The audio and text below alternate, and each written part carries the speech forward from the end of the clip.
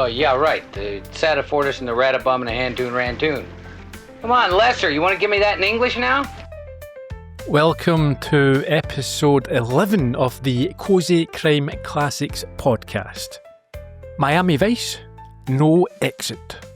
Good evening, Gerry. How are you today? I'm rantooned. You are? Yes, always. I was going to say that, actually. Looking a bit rantoony? You are. Yeah. You are. How are you? I'm absolutely fine. I'm going on holiday soon. Quite excited. Are you? When are you going? Friday. This Friday? Yes. Okay. So we're not recording next week? No, we're just going to stop one episode before the end of the season and hopefully we'll catch up before anyone notices. Yeah, let's hope so. I would suggest that we are on the very extremity of what could be described as cosy this week. I think folk maybe remember this as cozier than it really is. Yes. That leads me into my obvious first question. What are your memories or your knowledge of the show? Don't really have any other than the sort of general idea of the style of it. I know it was remade. There was a reboot or whatever we want to call it more recently. And you say recently, it was about, in fact, I think it is 20 years ago now with Colin Farrell. For the reboot? Yeah. Was that the movie? The movie, yeah. Yeah, but I think they made a new series, didn't they, more recently than that? Don't know. I could be imagining things. Yeah, so more about the style. I think, Don Johnson kind of byword for cool back in the day. Oh, yeah. Maybe unfairly, I think it's known for its style over substance. But I would suggest after watching this, it's fairly, quite gritty, the subject matter in this episode. That's true. Not sure about the attention to detail. No, but that is cozy, isn't it? Well, that's true. Yeah, so I think from my point of view, it's that, the fashion, the 80s look, the music, of course, the guest stars, that's what it's known for. Yeah. And as you say, the two of them have been very cool. I'm just thinking of pastel suit jackets with their sleeves pushed up, that type of thing, Ferraris and all that. It always makes me think of one of my favourite Adam Sandler movies, The Wedding Singer. One of the guys in that gets asked about when he's scheduling his wedding. He's not going to clash with Miami Vice. He says, no, it's summer, reruns. Well, I think that probably signifies or highlights just how big the show would have been culturally significant. I am in no way an expert, so I know what we've described there is what I'm aware of. I didn't watch as a kid, and I think because of some of the themes we might discuss today, my parents probably didn't encourage me to watch this with them. I don't remember it being on in the house. No, it maybe wasn't even on at a family viewing time. Anyhow, do you have this week's summary? Of course. Well, Crockett on.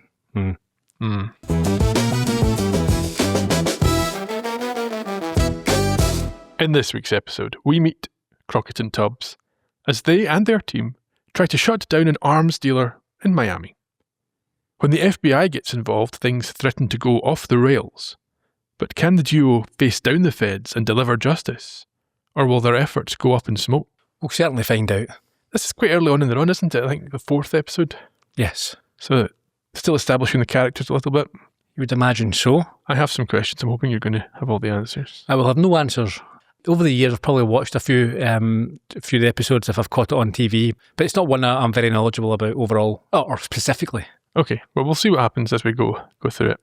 We begin on a beach road in Miami. That's the sort of thing we didn't mention. It's obviously set in Miami. Obviously, yeah, and it actually is filmed in Miami, I think, which is different from some of the other ones that it's set in wherever and it's all filmed in Canada. Now, Crockett, we'll assume that people know who the main actors are.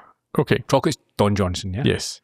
He is trying to act inconspicuous as he sits in his open-top Ferrari while on his police radio, his massive police radio, Switek, one of his colleagues, is doing a DJ impersonation from across the street as the rest of the team listen and watch from a building across the street. A guy who looks like a senior cop is not very impressed by this wisecracking.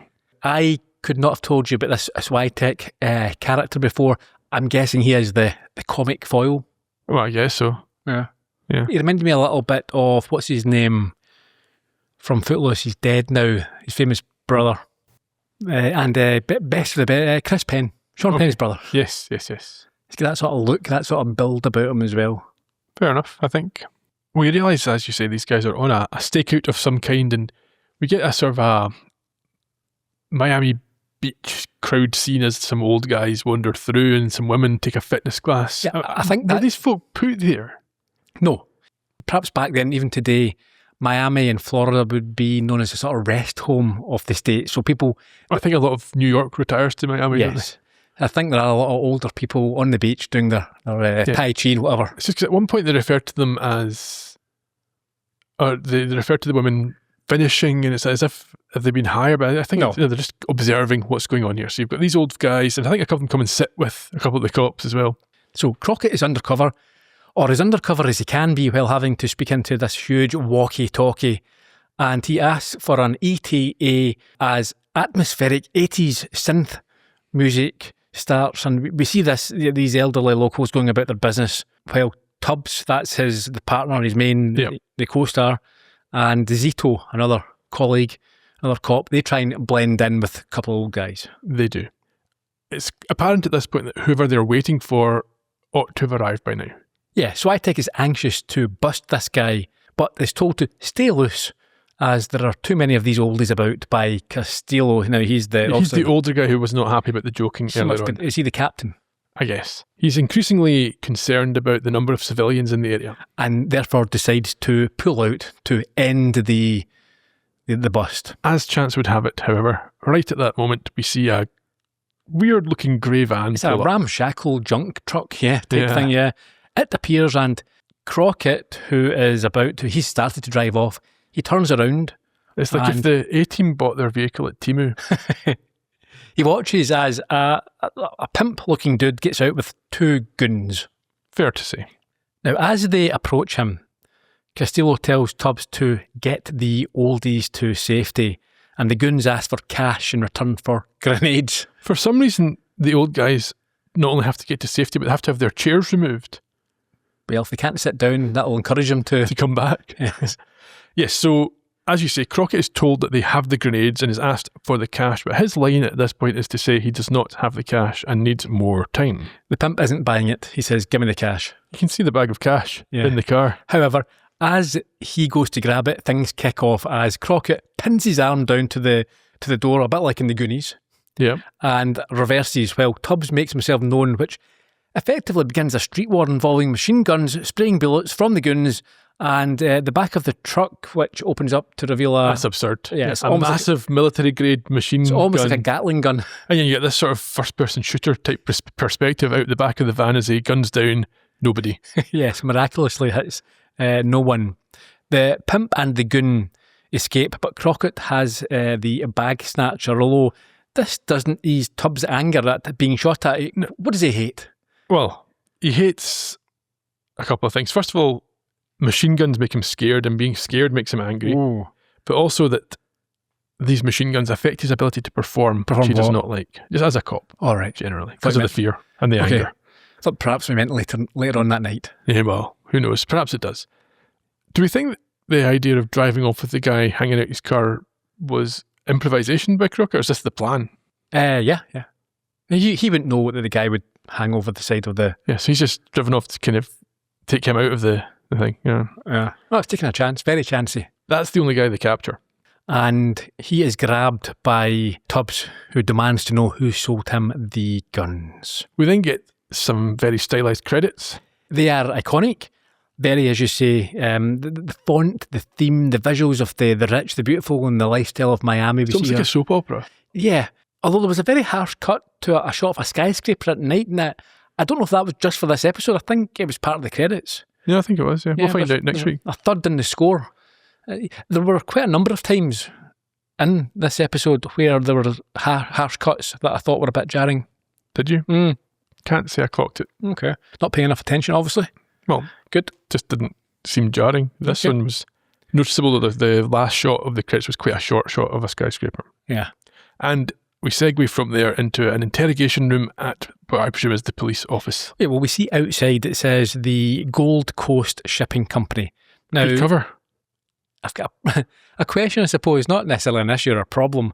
So I looked this up, and it's the building that's being used for this undercover vice squad, this team. Yeah. But we see that they take suspects and bad guys into this place too. And so immediately the word on the street is, by the way, that building there, yeah, that's Vice squad. it's a vice squad. So Unless they're bound, gagged and blindfolded as they move in. I don't think so. Seems a bit of a waste of time.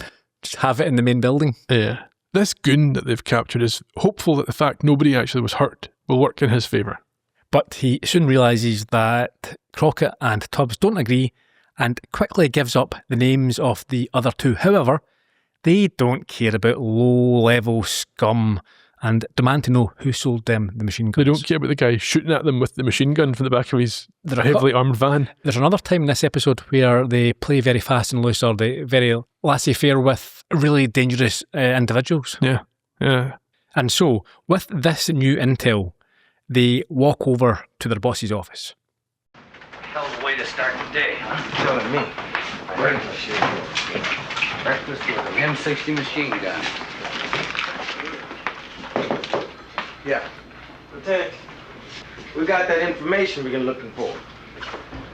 The runner's name is Tony Amato. We need court orders for a tap on the phone, the house, the boat, the office, the car, everything, the whole enchilada. Amato's an international gun merchant. Sometimes smuggler. Why the street? That's what we want to find out. I doubt this hillbilly is throwing us a fake. No. Amato's not a name you pull out of a hat. Let's get into his laundry. It's probably dirty. Lester, come on, I got a job for you. I should say at the start of that scene, the title came up on the screen, which we will probably need to discuss a little bit later on. What title? The title of the episode. Ah, right, okay. Yes, we'll get to that in the trivia, okay? So after this, the job that they have to do is check out Amato's home. Yes, they are on the street. We've got Crockett, Tubbs and Lester, as we heard there. He's a gadget guy. Yes, I was going to say later on, he is clearly the tech fellow. Yes. They're watching the house. It's a very squared, very pink house. I can tell you a bit more about that later on. I can't wait. They watch as John McClane leaves with a goon and a woman who doesn't look particularly comfortable with the situation. No. We picked these episodes pretty much at random, but we looked at ones that were highly reviewed, but we didn't dig too deep. So getting a Bruce Willis, and this was a... What are the chances? Yeah. So this is where Lester demonstrates his ability with tech. Yeah, well, yes. He's a Bilbo, isn't he? The burglar. Yes. Once they appreciate that the coast is clear, he sets about trying to locate the panel for the alarm system because he knows they will definitely have 30 seconds. That's his nonsense. He says, I've got to cut the circuit, break the circuit in the alarm. We'll then have 30 seconds to find the control panel and disarm it. Even back then, I don't think there was a 30-second period of grace. No, but I did enjoy the fact that they took it right to the wire. Of course, obviously, with him doing his Hudson Hawk, that's a connection to Bruce Willis. Okay. Rather than timing it, in his head, he's probably singing a little song. We've got 13 seconds. So the score tells us things are tense, but incredibly, they find what they're looking for, turn it off, which then allows them to plant listening bugs around the house. Yes, but my favourite part of this scene is when they found the big menu of arms that he sells to people with pricing. It's a convenient. Yes, it's a catalogue, yes. So they decide they need to stake out the place from a boat on the bay. I like the idea that folk get this catalogue and then they have to send in their postal orders to purchase their missiles. Quantity. Need 10% off your first order. Yes. We then head to a yacht. Can you tell us anything about the yacht? Nope. I can tell you a little bit about the yacht if you want to know in terms of the series context. Go for it. It's where Crockett lives. It's called the St. Vitus Dance. Now, does he live on this at this point? Or This is my understanding. It's his boat where he stays. Okay, so this has been established in the first 3 episodes. I don't know if it's already established. I don't know. So I've only watched this one episode in any maybe detail. We'll find out next time. Yes. Lester is giving Tubbs a lesson on using the telescope, which... It's not just a telescope, it's a fancy digital telescope, which doesn't appear to have any issue with the sea or the water level changing. It's perfectly steady. And what does he use it to do? He pervs on a woman doing some aerobics. Yeah, it's hard to blame him, actually. She's quite the looker. Certainly off the day. Very lycra. Very likely, yes. He then explains how the bugs and the recording devices are set up as we... Well, the clip from the start of the show shows us that Crockett is not a tech guy. And that they can ID phone numbers from the tones that are made. We discussed We that. saw this on... What was it we watched where we did this? It was... No, we discussed it because it's in the Harlan Coben thing that we both hated. Yes. That's true, yeah, utter garbage. But no, it was in Rockford, just the same idea. Rockford had the similar idea with And the the safe. safe, yes. Yeah. However, at this point, they spot that they are being watched as they watch the house. And followed by this, a boat of, you can tell straight away they're feds. Yeah, I mean, they've not been paying too much attention as these feds have rowed out to them in a little dinghy and managed to board their vessel. And they get a shock because there's, why? Well, this is the question I was going to ask you. I thought you might know. Is this Crockett's pet alligator, or does it happen to be there? No, it's chained up. Yeah, so this must be his alligator. Is this the inspiration for the episode of Poker Face, where Camille Nanjiani is the Gator Joe? It could be, yeah. It could be. But when you say there, was it just it happened to be that? How could an alligator happen to be on a yacht? Well, it might just be chilling. They don't If it jump in lives- from the sea. It could come up the ladder. They don't live in the sea. It's not a captain. It could be a freshwater alligator. Maybe it's a Yeah. crocodile. Yeah. You embarrass yourself there, Ian, with your lack of alligator knowledge. I apologise to the alligator people. You should do. I know that they go to golf courses and stuff. Yeah. Anyhow, the FBI explained to them that they're looking for a consignment of Stinger missiles that have been stolen from a National Guard armoury. Yeah, we have this, it's a very well-trodden trope, cliche, of the feds coming in, wanting to take over. A bit like in Die case. Hard for the Bruce Willis Yeah, connection. of course. But I mean, it's not just Die Hard. It's No, happened yeah, since it's TV and movies began. This is the friction that exists.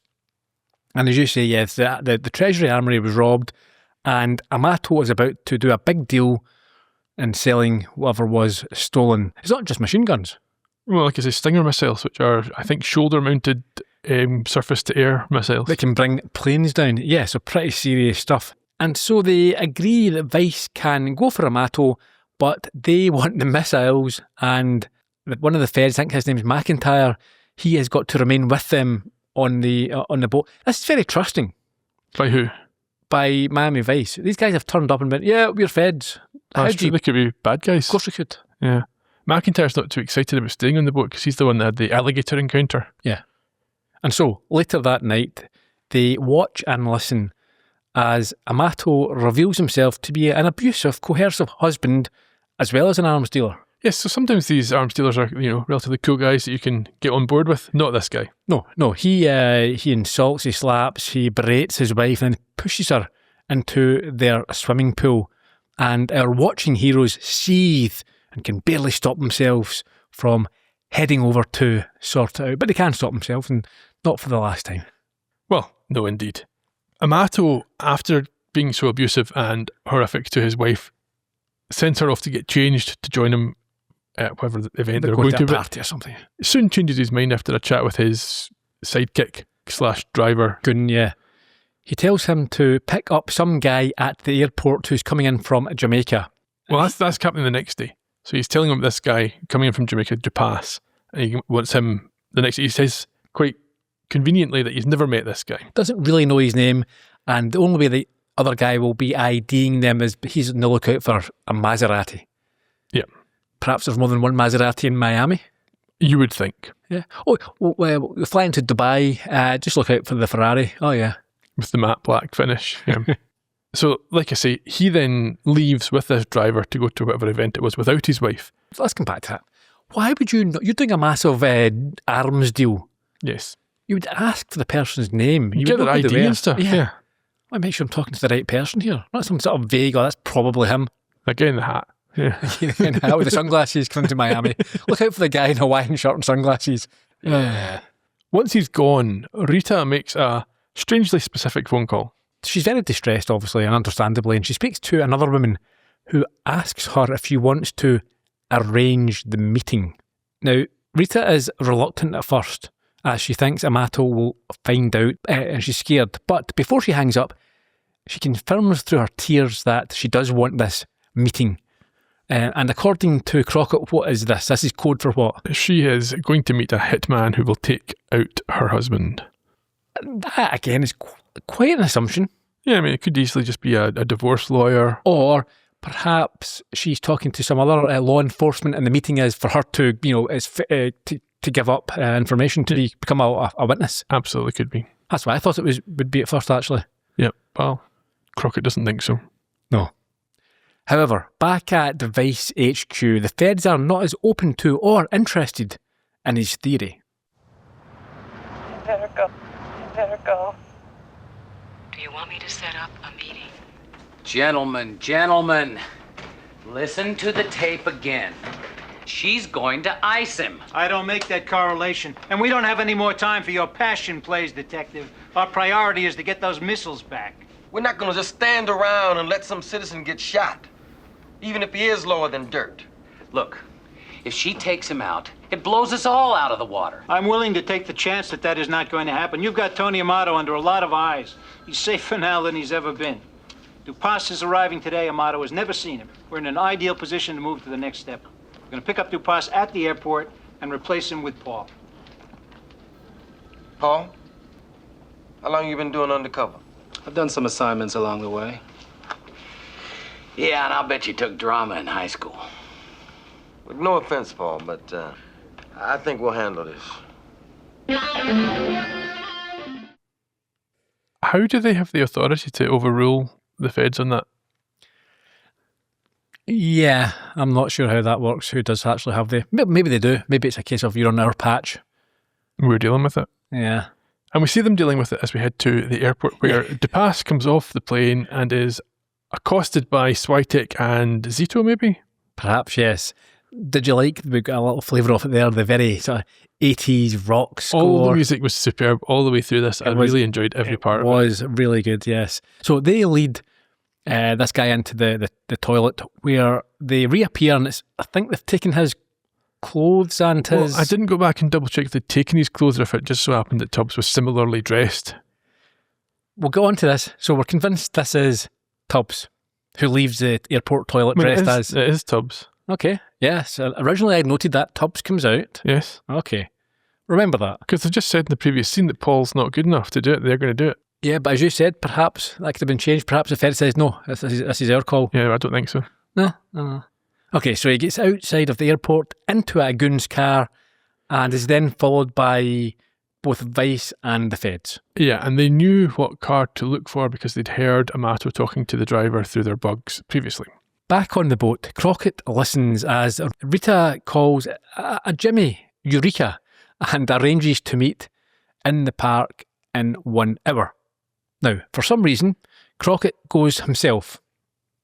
There's no backup, there's no one else. He just does this as a... Well, he has to go himself because Tubbs is in the car. He's the only cop in Miami. He doesn't have any other friend. The other two are tailing that car. 3 cops in Miami. That's it. There's nobody else who can help him on this team. So he watches Rita as a man starts to walk to where she is. But... Very Weasley, man. Very Weasley. He, just like Tubbs earlier, he intercepts him and tells him to beat it after flashing his badge. Now, I alluded to this earlier on. Okay. This is a hitman who was approaching her to take orders to kill someone. Yes. And Crockett's went, beat it. Go on you go, son. What are you up to here? Well, he showed him his badge. A professional hitman. Yeah. You don't think that actually someone who kills for a living would be worth taking in? Nope. He could have done that as well. Nope. If he'd went with someone else, they could have taken him away and said, well, he doesn't know for sure that it's a hitman. You've just let a hitman go. He's assumed it is. He assumed that he's let a hitman go. He's got a bigger target in mind right now. He's after his big white whale. Dearie me. So he, just like Tubbs, takes on the role of this hitman. And when he approaches Rita, she tells him that she has doubts about going through with what she had called him there for. Yeah, she goes into a bit of her life story. She hates her husband. She fears for her own life, but is not able to get away from him. This is strange here. She immediately opens up as if he's a therapist. He's a hitman. Yeah, he doesn't need to care. He just needs to take the money. He just doesn't. Anyone who is paying you to kill someone has got a lot of problems. He's not going to be making a moral judgment of the other guy here. It's not like, oh, he's a bad guy. Well, I can kill him justifiably then. You're saying he sometimes slaps you about? Yeah, I'll kill him. Yeah. For money. I mean, if he was a nice guy, I would not be considering to kill. No, I'm a professional killer. Ah, dearie me. She gets into a horrific story about what happened when she tried to leave the guy. This is, to quote Marty McFly, this is heavy. Not cozy. It's not, and I think, again, this is why we are on the very border of what can be classed as cozy. Tiptoeing along, yeah. So, Crockett says, just leave him. And she says, she tried in the past, but when she went to get a lawyer, he hired some animals. Well, first of all, he tried to pay the lawyer off, and the lawyer was too straight-laced for that. And so what Amato did was arrange for his goons to go around or abduct the lawyer's wife. We won't use the R word, but they obviously abused her and, obviously, I'd imagine beat her up as well. In a horrific way, yes. Horrific, yes. And then warned him that his daughter would be next. Yeah. So we've stepped over the cozy line here. Hopefully we can bring it back and it won't be a regular occurrence we have to discuss or have to mention. The good news is that the lawyer backed out of the job and the daughter was fine. Yes. Yeah. So we can concentrate on that. Rita blames herself. Of course, because she knew what kind of guy he was and the lawyer did not, and she did not warn him. Yeah, she said he would definitely do it. In fact, he has probably done it before. However, despite all this, she cannot bring herself to have him killed. No, and I think that's because, she is not a killer. That would be her lowering herself to his level, I suppose. She's not there yet. No, but she's trapped, and this is why she is in such a state. And what is she expecting this hitman to say to her? Oh, yes, well, there must be some other solution. You don't need me. Have you thought about this? Yeah, what we can do? Hey, do you want me to set up some sort of mediation? Plus, if I'm hiring a hitman, I know who... He's probably got contacts with Amato. He might even buy his guns from Amato. Yeah. He might say to someone else, you know what, Amato's fucking wife tried to then pulled out. That gets back to him. Yeah. Yeah, no, absolutely. You can't trust a hitman to keep his mouth shut. Even holding this meeting is insane. Yeah. And also the fact that she gets him there, I'm guessing even a seasoned hitman is wary, is nervous. It's a new client. Every time you do something like that, you think, is this a sting? Am I going to get caught this time? You're there, it'd be like, okay, you don't just change your mind, no problem. I want paid. I want at least deposit 50% I need. Saying all that, I think I would have concerns about a hitman who calls himself Jimmy Eureka. Yeah. But we saw him. He did look like a Jimmy Eureka. That is, he's the kind of guy that goes around, yeah. Maybe it's his first time. He's not killed before. He's willing to consider. He's a low rate to get himself started. At this point, Crockett appears pleased to hear that she's not wanting the man killed and reveals his true identity. Yeah, so was he going to arrest her? No. I think he was. Was he? Or yes. if she'd said... If she says, yeah, here's the money, do it, she's now hired the hitman. He's happy enough to let the hitman go. Yes. Someone who's perhaps done it dozens of times. Well, who's the criminal? The one who pays or the one who receives the money? I think they both are. So I found that really odd that this guy's going to go tomorrow, it'll be someone else. But that's somebody else's case. So we cut to the pair of them with Tubbs in the interview room. Where this is where you've got an issue. I had to phone, I phoned you up and I says, Ian, have you watched this yet? I'm confused. This doesn't make sense. And you hadn't, but... Now I have. I agree it's an error. Yes. Unless someone can explain this to us. Okay, so they're in an interview room, Crockett and Tubbs, and they ask for her help. We'll discuss this first. They insist that they can bring Amato down, but they want her to go back to the house and act normal so as not to spook them. Understandably, she's nervous about doing this. She's put herself he's always suspicious in his line of work. Yeah, you would think so, yeah. It's not like he's going to be wandering through his day thinking, no one's out for me, no. Yeah, but if she disappears, he knows something is definitely up, so that might... Anyway, I think she agrees, okay, I'll go back to the house and I'll trust that you'll look after me, you'll keep me safe. But then we cut to a wasteland. No, because there's still the bit with Castillo. Is there? Yes. What's that? Castillo tells them that he thinks something is still to come out from Washington with no basis whatsoever. And then we cut to the wasteland. So we see the car that picked up Tubbs at the airport. This arrives and they're meeting one of these, an arms dealer to do the deal. And Tubbs gets out of the car and he's wearing the same outfit in all three scenes. So how can he be there? A moment ago we saw him in the car with the goon. Yep. He went to the wasteland, but he was also in this meeting. He's obviously got him to drop him off at the police station. See, because we're wearing glasses and a hat, I thought, okay, that must be Agent Paul, who looks quite like him. It's not. But it's not. Because what I've done was I looked at, you can tell he's wearing a distinctive pinky ring and a watch. Yes. There's a continuity error here. Yeah, there's no physical way unless...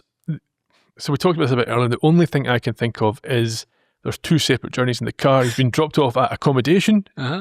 He's then individually gone off to the police station, done this interview, gone back to the accommodation and been picked up again by the government. You'd have to show that, surely. You would have to show that, and also it'd be a nonsense. If you're doing undercover, you stay in character. You don't just start doing your normal job in case you're being watched, because they don't know who this guy is. He certainly hasn't had this guy in the car in the Maserati pull up outside the police station, said, hold on a minute, gone in, done the interview, come back out, got back in the car and headed down to the wasteland. Crazy. Anyway, they've also picked up Amato.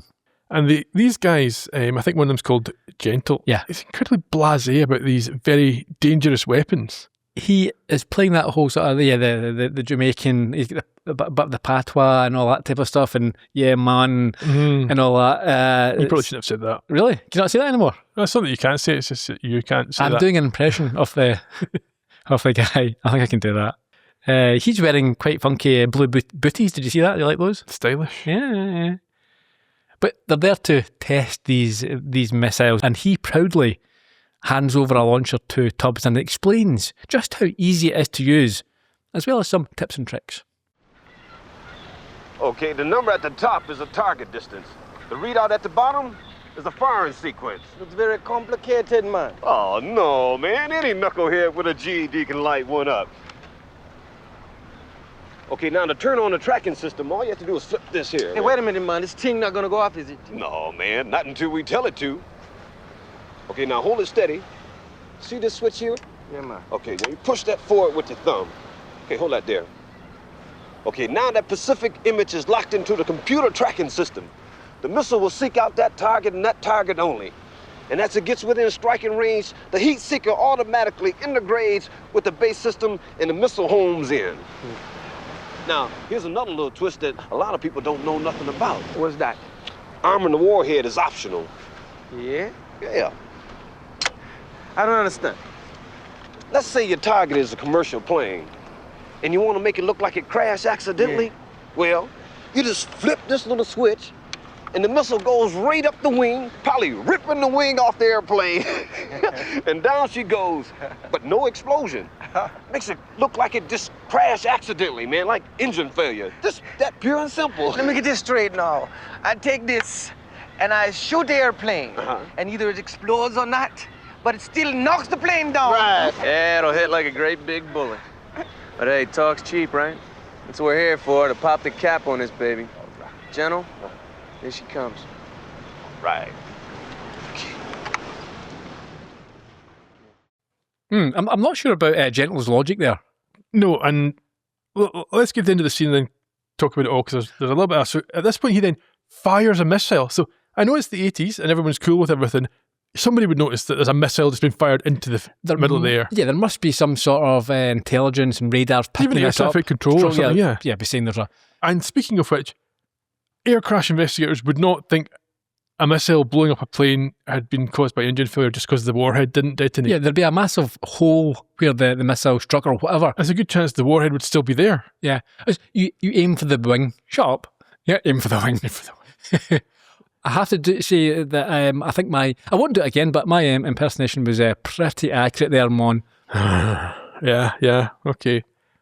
Also, they're all after enemy. They're not actually from there either. They're doing it in the show, so I can do they've it. only got 10 of these missiles. Why are they firing one as an exhibition? Apparently, it cost, was it 75k? That's what he was selling it for, but they stole them, so it didn't cost him anything. But still, that's 75k of a sale that he's giving away. Well, yeah, I suppose you need to show that the goods work, don't you? And what if he doesn't buy them? They're going to show another one to the next guy, and then only sell 8. Yeah. Anyway, with the deal almost done, they are at a club. They're all best buds and are drinking at the bar, where Gentle is talking about how him and Ramon, I think that's one of the head goon, were left alone in the armoury. So they were in this entire story makes no sense to me. Nonsense. It would never happen. And they were able to help themselves. So, yeah, the two of them are left guarding all these missiles. They phone their pal. He comes out of the truck. They put 10 missiles in the truck, and they go with the guys and leave. Yeah.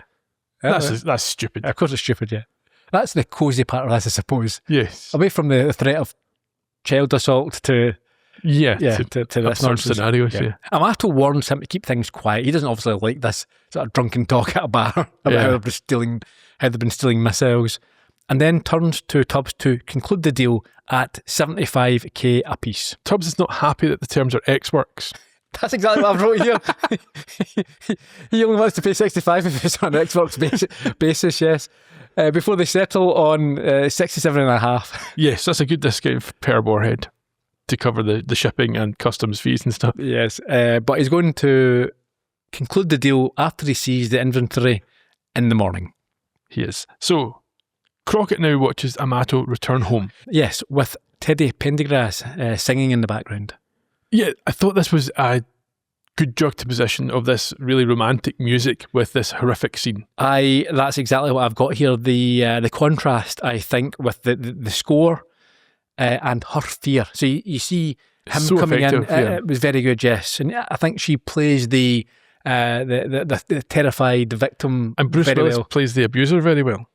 He does, because he's Believable. quite sinister and threatening. He doesn't simply just come in, and start punching. It's like, here, have this or do that, and I really love you, but you know underneath it there's a... It's sort of dark undercurrent, yeah, and then it comes out. Yeah, he's got earrings as I suppose some sort of apology for throwing her in the pool and abusing her earlier on. He's feeling a bit amorous and she's not into it, which leads to him basically forcing her to do what he wants, including some blows to the head. Crockett has to watch and listen as he beats her, knowing that he put her in that position.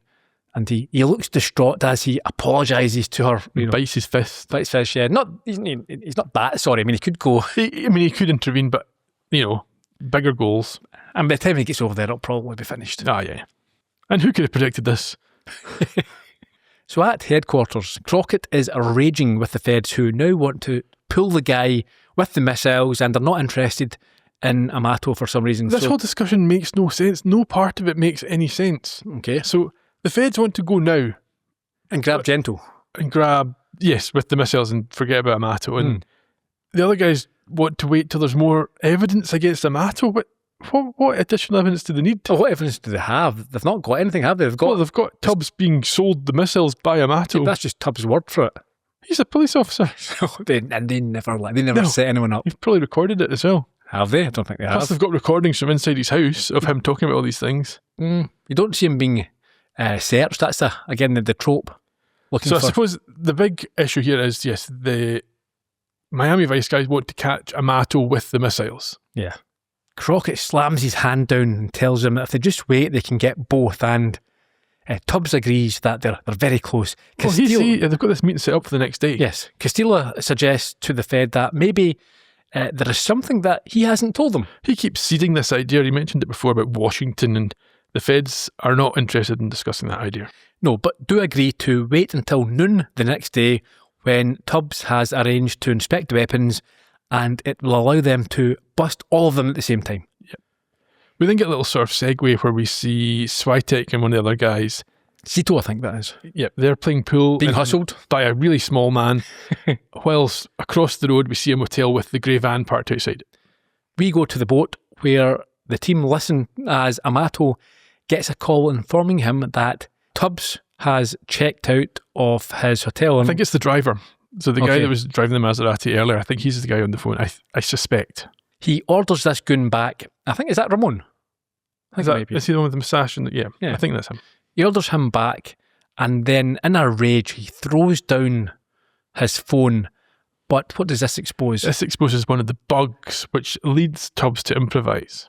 Yes, in desperation, he calls him and accuses Amato of putting him in danger, and tells him that he's found his place also, or not also, but his place was covered with surveillance, and the deal is off. Amato doesn't want to say too much because he now knows that he's being listened to. But is desperate for the deal to go ahead and says it can still be done and to meet in 1 hour. And so at this point, Crockett calls Switek and I think it's Zito to let them know what's happening, and they leave the bar in a hurry. Well, we see the guys in the grey van leave and they tail them.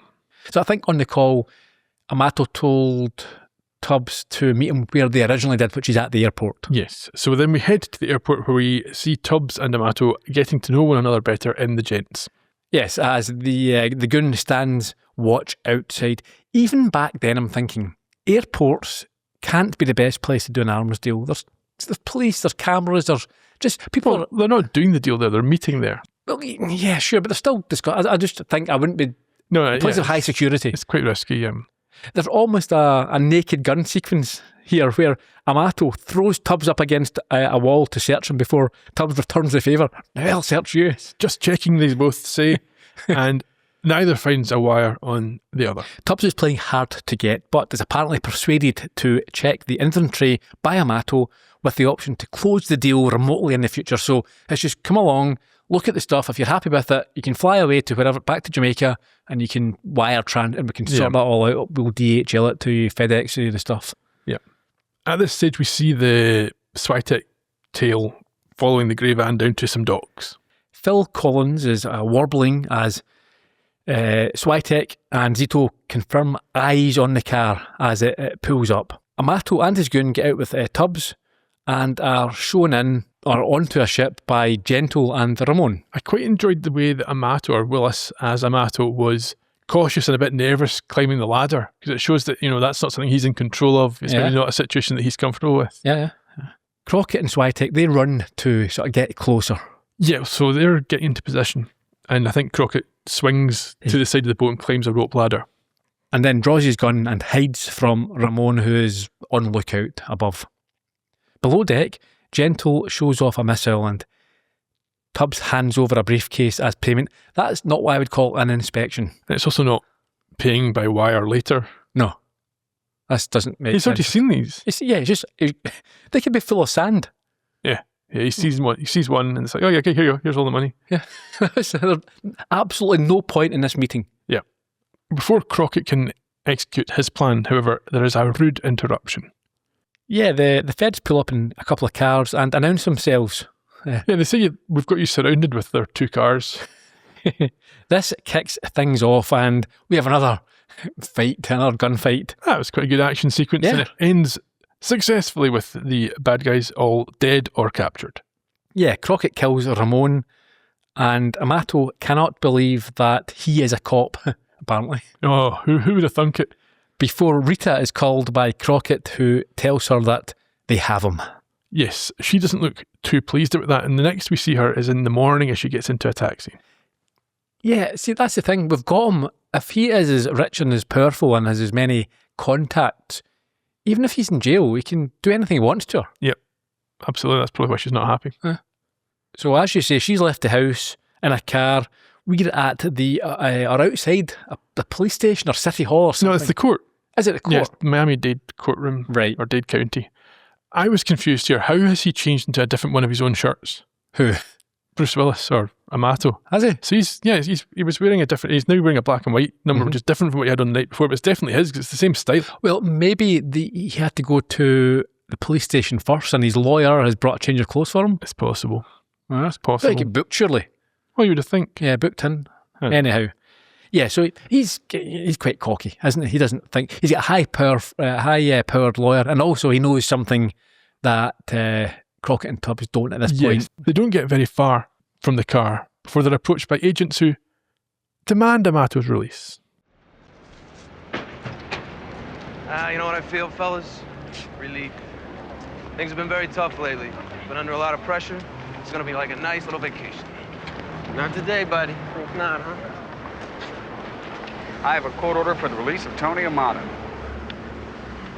Release? He hasn't even been charged. And he won't be. Amato is useful to us. No outside intervention, huh? We were about to arraign Amato when they showed up. I don't like this any more than you do. Who are you? FBI? CIA? What difference does it make? What is this scum to you? Amato leads us to certain factions. Look, we're not here to play 20 questions. We're here for Amato. Release him. He's their end of a conduit. Through him, certain factions in Central and South America are supplied without embarrassing us. Supplied? Guys like Dupas? Yeah. Give me the key. Lieutenant. The lieutenant's been here before. He knows how it goes.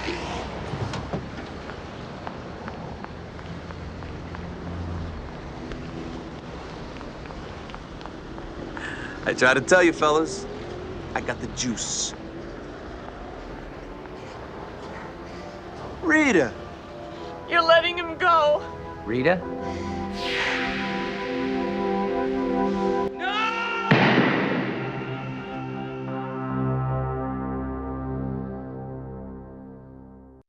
I really enjoyed that ending. Big dramatic finish. Yes, that we should say for folk who are only listening that Rita pulls out a gun and shoots Amato in the face. We assume. We don't see what's happened, so I suppose if they wanted to, if Bruce Willis didn't suddenly blow up, they could bring him back. Yeah, but we are led to believe that she has ruined her own life by killing him, and she's done it in front of everyone. There's no, Crockett can't help her here. I don't think her life was unruined to start with, but yeah. Yeah, but she had other options, I suppose. She could have went on the run at least, or went into witness protection. She tried that, he found her and pulled her back. Witness protection. Well, how can you get witness protection if they're not willing to prosecute him? Oh, that's true. Anyway, that is the end of the episode, and I thought it was quite a good episode. I thought it was a lot of fun. It was fun. Was it what you thought it would be? That's hard to say, yeah. I think it was maybe a bit higher stakes, a bit grittier than I was expecting. Yeah. I didn't think some of the themes and the subjects would be getting discussed in our first episode. Yeah, I thought it would be more like drugs busts and local level stuff. Yeah. Yeah, no, I enjoyed it. I'm looking forward to doing another one next week, yeah. Yeah, should be fun. Mm-hmm. Any questions, anything you want to discuss before we get down to it? Oh, I've got some little bit of notes and stuff, but you want to do the cast first? Or no, you go for it. Okay, so locations-wise, the opening gun deal and the bit where Tubbs met Amato in the bar was at the Winter Haven Hotel, which is still the Winter Haven Hotel on Ocean Drive. The Pink House, also known as the Spear House, that's on... Oh, Brittany's. Well, no, I think it's a designer called Spear. She didn't build it, but she redeveloped it as the Pink House, which is still the Pink House, but it's now a private residence. And the more interesting one, the boat that they were on, is called the Caicos Express. It is now sunk as an artificial reef off of Pompano Beach. It lies at the bottom of the bay. Oh, very good. I should say that was in 1985, so not long after this. Okay, some production information. The episode was first broadcast on the 9th of November 1984, so yeah, a long time ago now. The director, and this was purely coincidental, especially when you consider next week's episode, was David Soul. He died in 2024, an actor and a singer. I'm not going to discuss him because he is best known as Hutch from Starsky and Hutch. I might get to that one day. Perhaps. Yeah, you never know. The teleplay was written by Maurice Hurley. He died in 2015, age 75. He's a producer and a writer. This is his first of 9 episodes of Miami Vice. He was a writer on 24, Baywatch Nights, Point Man, The Equalizer, the original one. Is that a familiar name to you at all? It doesn't ring any bells. He wrote 12 episodes of Star Trek The Next Generation and was the showrunner for 46 episodes. Apparently, he was the reason that Gates McFadden, whoever that is, left the show, and he was the creator of the Borg. Yes, no, I know all about it. I'm not sure about the Borg thing, but is this not the one that they did a documentary about? William Shatner did a documentary about this, about how there was all this disruption at the end of season 1. Right. It's probably worth going in and watching that if you like that sort of thing. Okay. On to the cast. Amato was played by somebody called Bruce Willis. Never heard of him. First ever TV credit. I think he's first, from memory, I think he was a juror in The Verdict, which was a Paul Newman, 1982, I believe. This is quite a big role for the first time. But I think you can see even from here he's got a screen presence, he has a charisma. Yes. So I'm not going to cover him either, other than saying that he was recommended by Don Johnson for this part, who knew him as a New York City bartender that he was working at the time. There you go. We'll discuss Tubbs. Again, I'm not discussing Don Johnson. People know who Don Johnson is. Philip Michael Thomas played Tubbs, born in 1949. He's also done some voice work for Grand Theft Auto. He's starred in We Are Angels, or appeared, I should say, Nash Bridges alongside Don Johnson, Detective Extra Large, Starsky and Hutch, and Toma. His daughter is actress India Thomas, and apparently, again, I've not verified this, but apparently he coined the term EGOT. Interesting. He retired from acting in 2021. Unfortunately, I think, to an extent, was involved in psychic phone business nonsense. Taking money off people for... Anyhow. Preying on the vulnerable. Switek, Stan, was played by Michael Talbot. Born in 1955, you may have seen him in National Lampoon's Vacation, Carrie, First Blood, a lot of the Jack Reed TV movies, Manhunter, which was a Michael Mann movie, Moby Dearest and MASH, a lot of big names. Obviously, it was small parts, but he was in a lot of well-known things. Rita, downtrodden Rita. was played by Catherine Borovitz. Born in 1954, she has a fairly limited CV, but you may have seen her in The World According to Garp, Law and Order, Internal Affairs, or Evergreen, and she is the wife of actor John Turturro. He's well known. Very well known, yes. Yeah. And finally, we've got Agent Paul. Hardly said a word. He was played by Rico Paisley. The only reason I'm mentioning him is that he's a stuntman who worked on 85 episodes of Miami Vice. He also done stunts for Cool Runnings, Nash Bridges, We Are Angels, and Mr. Nanny. I like Cool Runnings. Yeah, good movie. I listened to John Candy's biography recently. It's a documentary recently as well. Yes, I think it's all tied into the same thing. Okay, some general trivia here.